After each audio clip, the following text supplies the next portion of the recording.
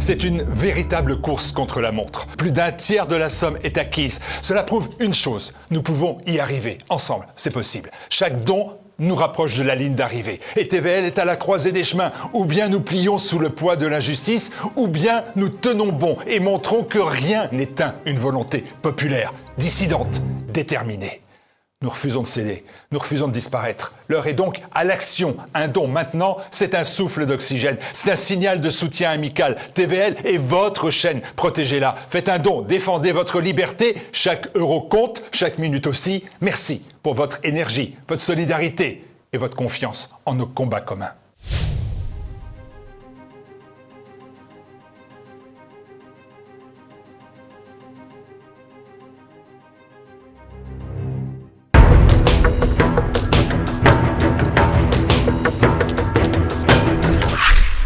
La souveraineté à la chinoise peut-elle servir de modèle à l'Occident? Bonjour à tous, bienvenue dans notre Zoom aujourd'hui avec Jérôme Ravenet. Bonjour monsieur. Bonjour Pierre.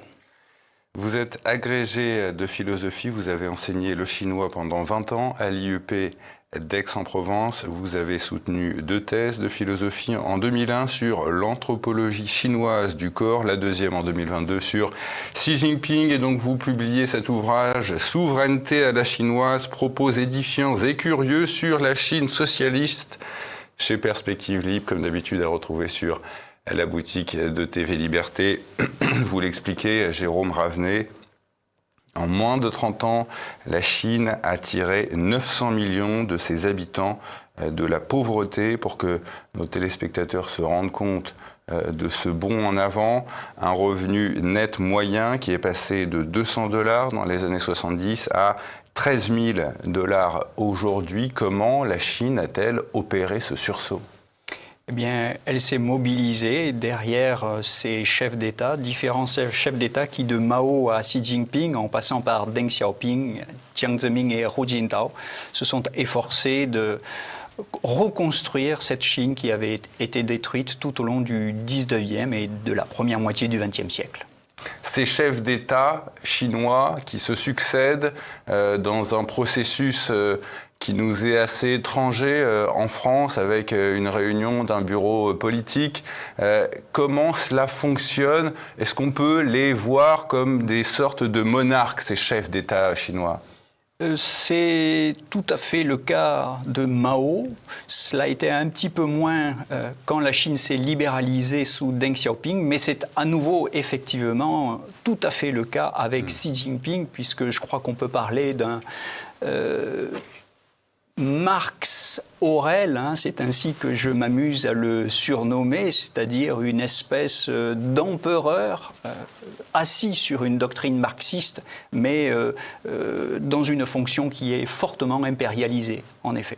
Cette impérialisation, d'ailleurs, de sa fonction est aujourd'hui contestée. Vous savez que ça bouge en ce moment, beaucoup en Chine, mais c'est effectivement le ton et le style très particulier de la gouvernance Xi Jinping depuis 2014, depuis 2013. On va revenir évidemment tous les deux sur l'aspect marxiste de l'État chinois, mais vous évoquiez à l'instant comment la Chine avait été détruite au XIXe siècle, dans ce qu'elle appelle le siècle d'humiliation. Vous donnez ces dates, 1842-1849, c'est en tout cas une période assez courte. Qu'est-ce qui s'est passé à l'époque? Quels étaient les freins au développement? La Chine était la première puissance économique mondiale au XVIIIe siècle. Elle a refusé la mondialisation que les compagnies des Indes orientales ont essayé de lui imposer.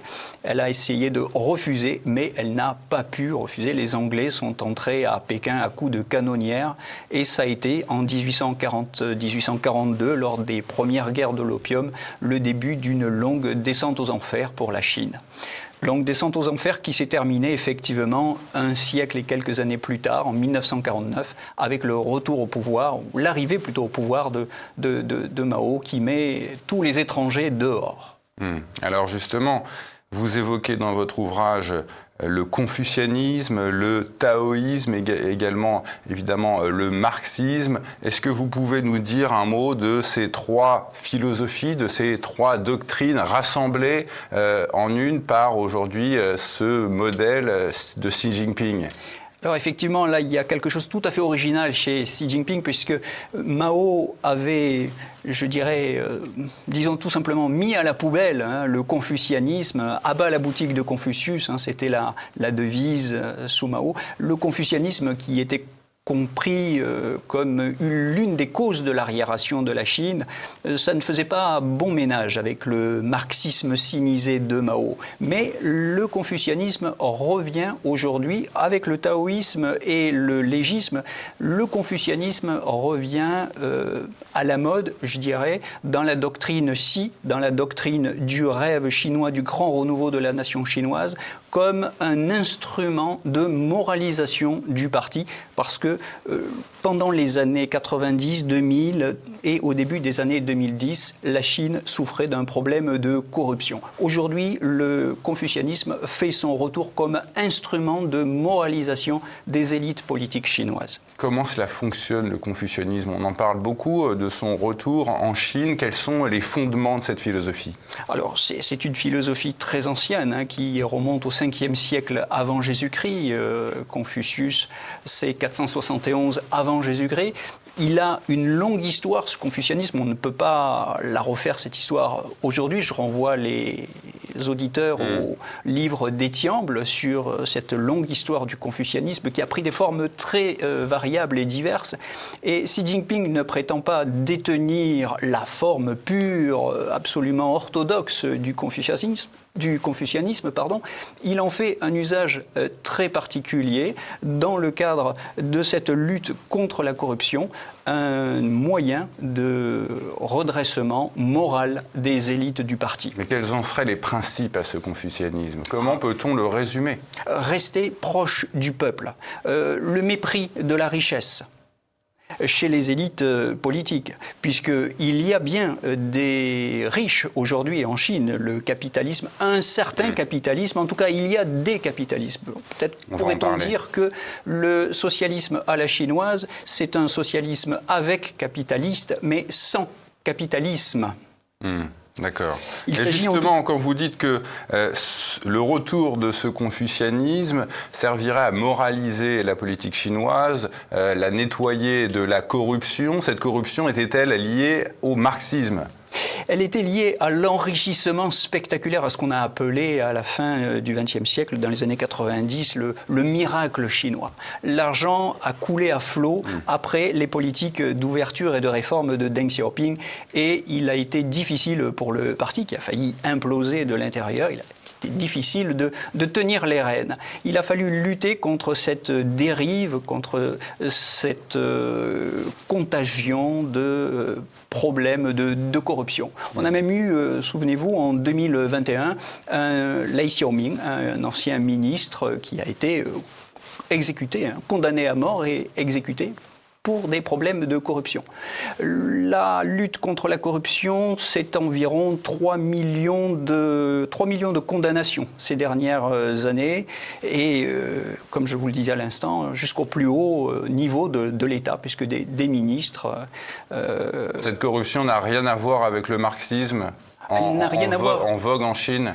Elle a à voir avec la nature humaine, avec l'avidité des êtres humains qui, marxistes ou pas, peuvent se laisser séduire par les richesses et par le pouvoir dont ils sont détenteurs.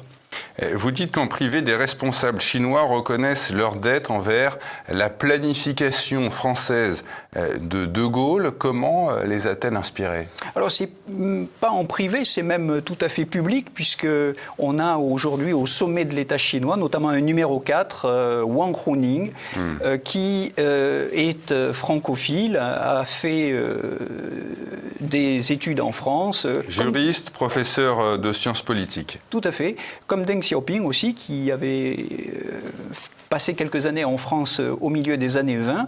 Donc on a au sommet de l'État des connaisseurs de la France qui connaissent, pour Deng Xiaoping, qui connaissait Guizot, enrichissez-vous.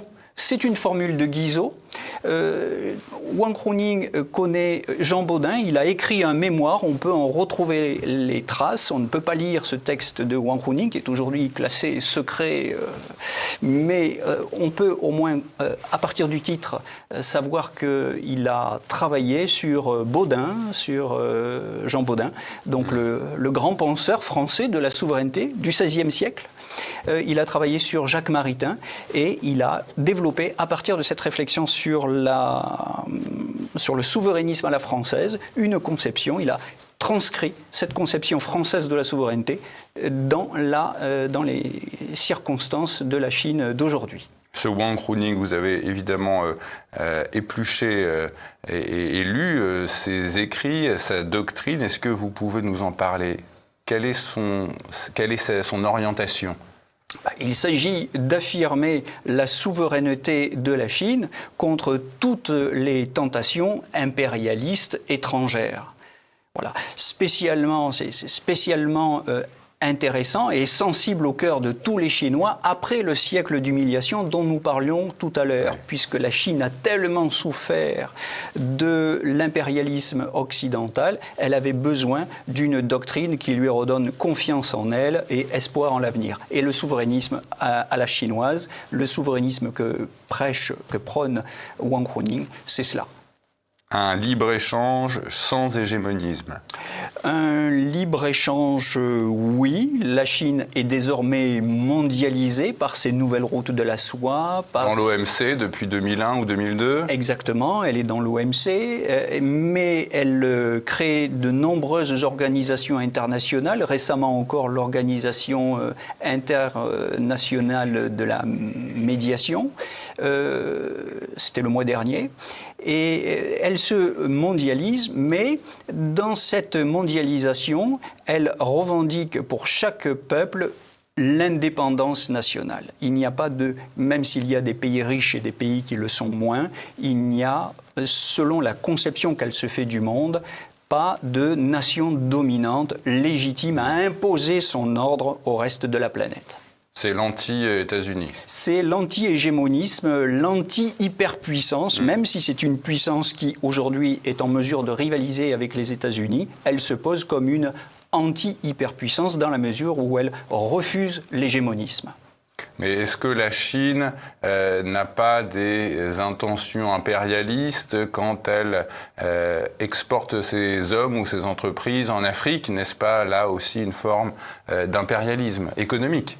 Alors, ce n'est pas de l'impérialisme parce qu'elle ne le fait jamais au moyen de la force militaire. La Chine ne propose partout dans le monde que des accords gagnant-gagnant. Des contrats commerciaux, oui, et dans le commerce, que le meilleur gagne. Mais au moyen de la force armée, jamais. Vous ne verrez jamais la Chine employée, comme le font les États-Unis, avec ses 850 et quelques bases militaires dans le monde, avec ses GIs, 1 million et quelques militaires déployés dans le monde. Vous ne verrez jamais la Chine essayer de conquérir un marché à la force de ses armes. Il n'y a pas de champ d'opération militaire chinois en dehors des frontières chinoises.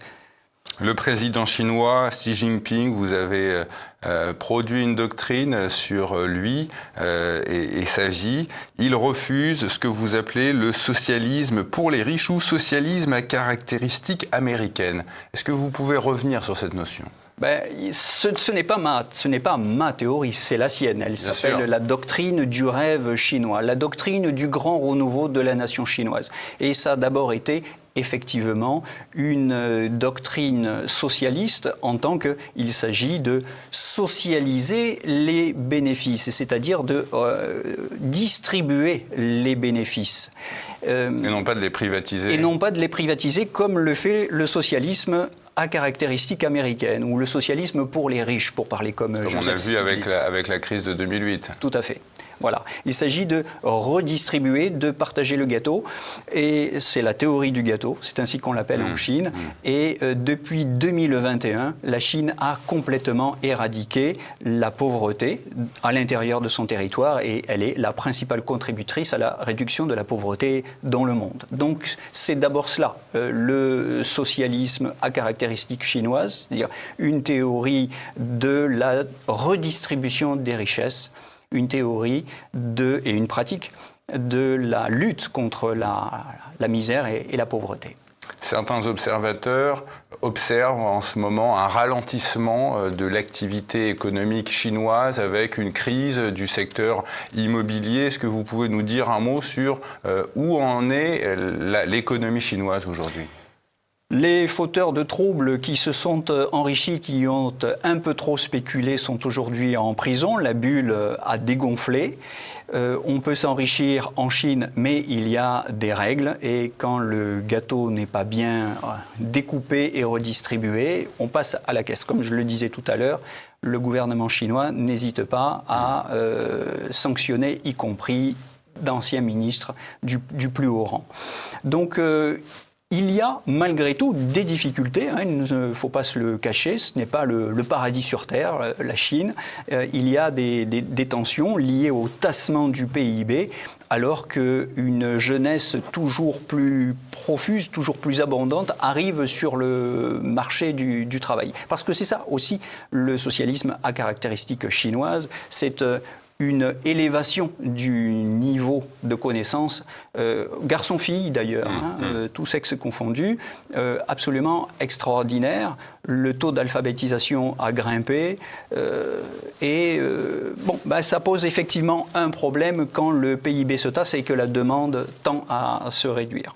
Donc la Chine doit naviguer, spécialement dans ce contexte international un peu tendu avec les États-Unis. Elle tente de reconvertir un petit peu, de retourner son économie vers l'intérieur pour répondre à ce problème. Donc il y a des problèmes, oui, il y en aura. Elle peut en tout cas compter sur son marché intérieur. Elle peut compter sur son marché intérieur, oui. En 1964, De Gaulle voyait l'éveil de la Chine comme une occasion et un défi. Son ministre, Alain Peyrefitte, avait signé d'ailleurs un ouvrage qui s'appelait « Quand la Chine s'éveillera, le monde tremblera ». Est-ce que le monde est en train de trembler ? Le monde tremble manifestement, en jugé par l'inquiétude des Américains qui pointent, et de l'Occident, de l'Europe occidentale qui est son vassal. L'Occident semble trembler, mais l'objectif de la Chine n'est pas de faire trembler le monde. Cette doctrine du rêve chinois, c'est une doctrine du destin commun, d'un destin commun pour l'humanité. La Chine propose de nouvelles routes de la soie. Elle n'ouvre pas de champ d'opération militaire, donc il est dommage de trembler. Elle invite les nations du monde entier à échanger, à commercer, non pas à faire la guerre. Et Peyrefitte n'avait donc pas si bien prophétisé parce que c'est une opportunité plutôt qu'une raison de trembler. C'est pas le péril jaune comme il l'avait, voilà.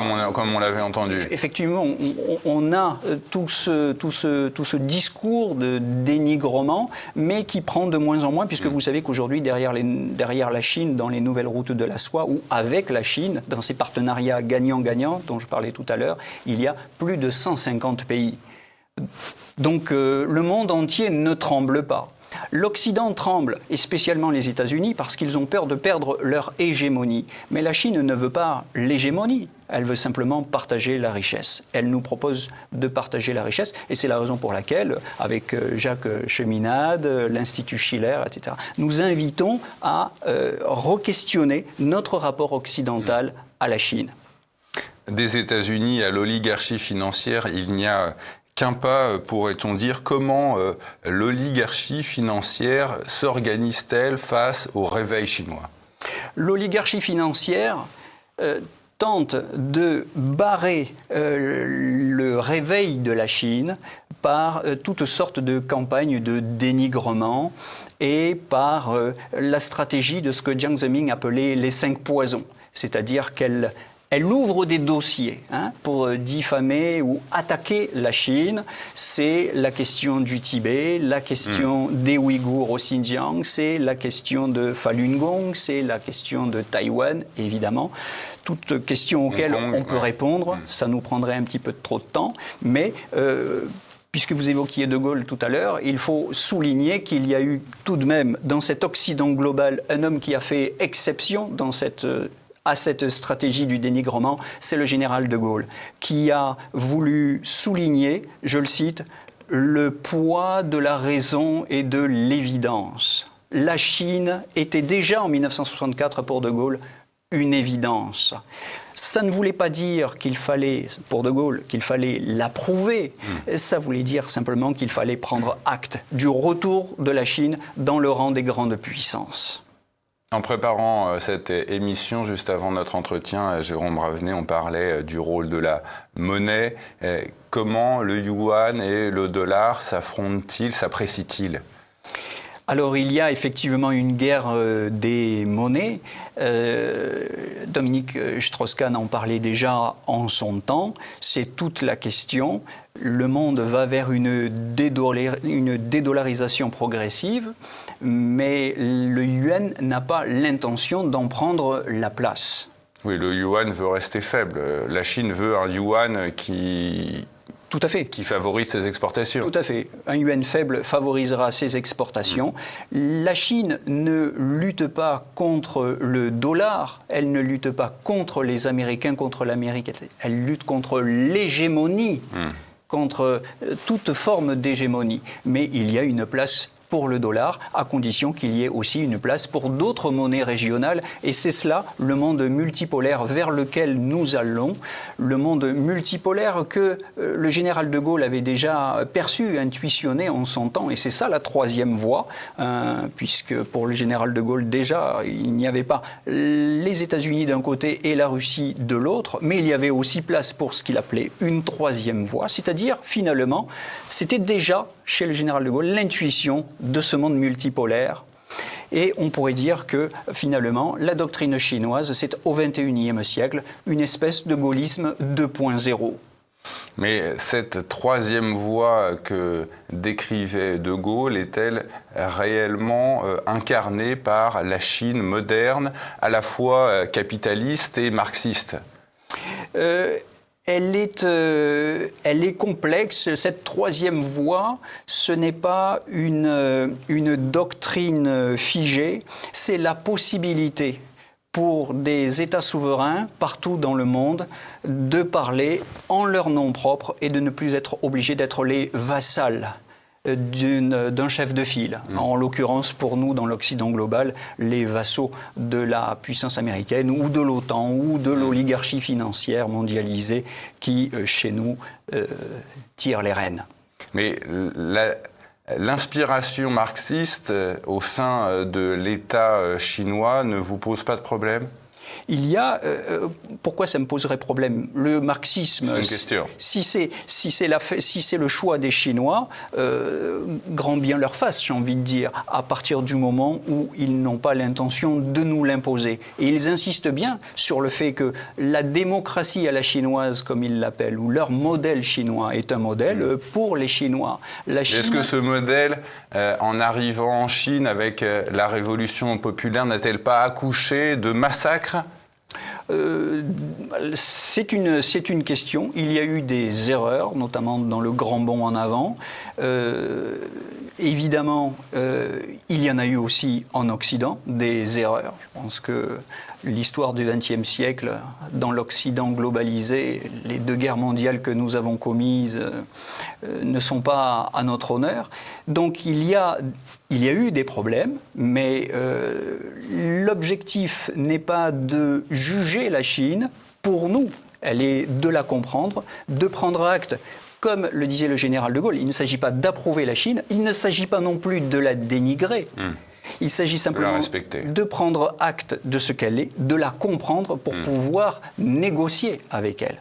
C'est cela la diplomatie ou la politique du futur qu'il faut faire advenir, parce que se dénigrer mutuellement, ça ne nous grandira pas. Toute la question est de savoir ce qui, dans nos discours, dans nos attitudes, va augmenter nos chances de réussir ces partenariats gagnant-gagnant, plutôt que de faire la guerre. Votre ouvrage, Jérôme Ravenet, s'appelle « Souveraineté à la chinoise ». Si les souverainistes de France devaient s'inspirer du modèle chinois, sur quoi devraient-ils aller ? Sur quel principe, de quel principe devrait-il s'inspirer ? La souveraineté, c'est le fait de décider pour soi-même de ce que nous jugeons être utile à satisfaire nos intérêts. Ce principe-là, il est absolument universel. Il ne s'agit donc pas de s'affilier à une doctrine quelle qu'elle soit, libérale, marxiste ou communiste. Il s'agit de revenir à un principe évident que chacun est pour lui-même le mieux placé pour juger des intérêts ou des besoins qu'il a à satisfaire. Mais s'agit-il d'un souverainisme d'État ou d'une souveraineté populaire ? Est-ce que l'État chinois est à l'écoute du peuple ? En Chine, manifestement, si vous en jugez sur les 70 ou 80 ans qui viennent de passer, par l'espérance de vie en bonne santé, le niveau d'éducation, l'égalité entre garçons et filles au niveau de l'éducation, l'amélioration du niveau de vie, le PIB en parité de pouvoir d'achat. Tous ces indicateurs sont à la hausse en Chine. Ils sont au vert. Je ne suis pas sûr qu'on puisse en dire autant de la France. Mais, encore une fois, il ne s'agit pas d'en tirer la conclusion qu'il faut appliquer le modèle chinois à la France. Non, à nous de trouver dans quelle forme nous pouvons réaliser un miracle comparable, c'est-à-dire améliorer nos conditions de vie, nous donner des moyens plus efficaces de satisfaire nos intérêts. Ça ne passe certainement pas pour nous, en France, par une relecture de Marx, sinon peut-être pour quelques intellectuels nostalgiques. Mais le principe selon lequel nous devons redevenir autonomes, indépendants, dans la réflexion et la décision des moyens susceptibles de satisfaire nos intérêts, ça, c'est un principe qui, je crois, doit nous inspirer. L'élan français à la lumière du souverainisme chinois, c'est peut-être une idée à développer, c'est en tout cas celle que vous essayez d'insuffler dans votre ouvrage, Jérôme Ravenet, Souveraineté à la chinoise, propos édifiants et curieux sur la Chine socialiste. Merci à vous, monsieur. Merci, à bientôt.